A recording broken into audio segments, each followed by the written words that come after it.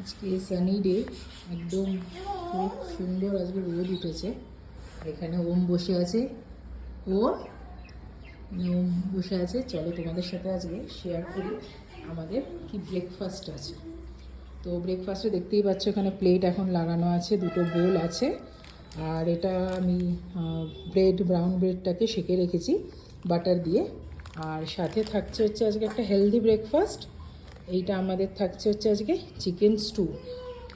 দেখতেই পাচ্ছ সব রকমের অনেক ভেজিস দিয়ে, আলু, পেঁপে, গাজর, বিনস, লঙ্কা, একটু ফোটা মাখন আর গোলমরিচ দিয়ে সিম্পল, কোনো এক্সট্রা মশলা না, খুব সিম্পল একটা হেলদি একটা চিকেন স্টু।